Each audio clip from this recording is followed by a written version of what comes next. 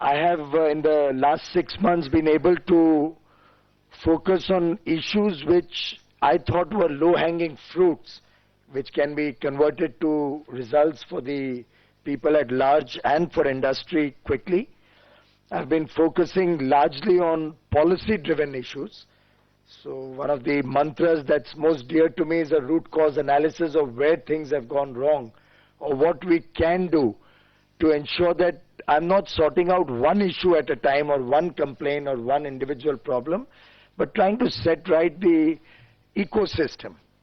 Of course, transparency and delegation have been very important aspects of the work that I have done in my sector. And proactive approach to sorting out potential issues that will come up. For example, when I came to know that the hydel sector is going to underperform, the monsoons were delayed soon after I became a minister, and it's a sector I didn't know anything about on 26th May. But when it was brought to our notice that monsoons certainly will be delayed, but could be as much as 44% deficient, the obvious thought was that hydel power is going to be a challenge. And at that stage, we had to take a call whether I go back to the people and say, look, the world is, we are dependent on God. God hasn't given us enough rain, so you suffer the consequence and we'll have huge power shortages. Or we had the other alternative of using whatever resources were available to make sure that on the thermal side, which is a large amount of power that we generate, we bump up production. And I'm delighted to report to you, since your theme is contribution to growth, that in the June, July, August period, generation of power by thermal sources, coal-based generation, went up by 21% year on year. June, July, August. Overall, up to October, it's still 15.8% additional power generated through coal-based production. So effectively, we were able to mitigate a potential disaster of sorts if the country had to face that level of shortage of power, which otherwise would have happened with the hydel story. Of course, the learnings have been that transmission and distribution will have to be tackled on a war footing. That is the biggest challenge before the country. Generation is an opportunity which we need to seize by making sure adequate fuels are provided, both on the gas and coal front.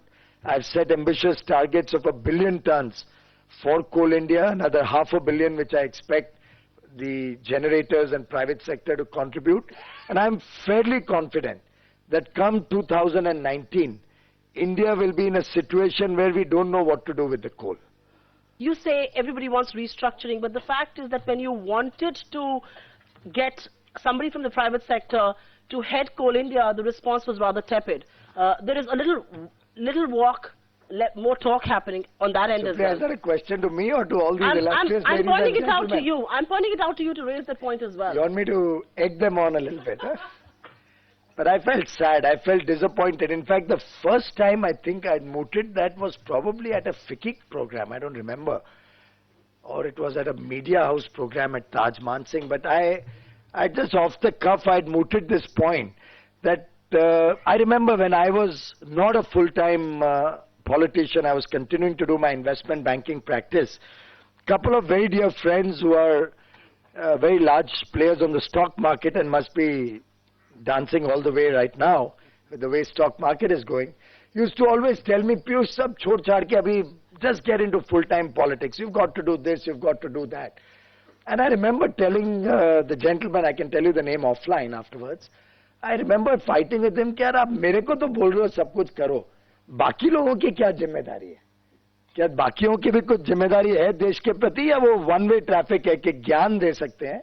We can give very good advice, but काम आप लोग करो. हम तो अपना 30 crore रुपए salary पाना चाहते हैं और 1000 crore रुपया dividend. But I think when I threw that idea to the people, the only thing I got was hardly 1 or 2 applications which I unfortunately didn't qualify to come as Coal India chairman and managing director. Salaries are low. It was still higher than the salary I get as a minister, by the way. And the sad part is a pink paper, whom all of you all support all the time and is owned by a very dear friend of mine, had a report to present that, oh, the minister squandered away 1.44 crore rupees in advertising for a private sector person to come and join CIL. I took pains, I went to the PMO, went through a whole process to ensure that there's possibility of private sector participation, but nobody came forward. Find us on Facebook at facebook.com/ETNow and don't forget to click the like button. You can also follow us on Twitter at ETNowLive. To stay updated with all our programming, hit the subscribe button on our YouTube channel by logging on to youtube.com/user/ETNow.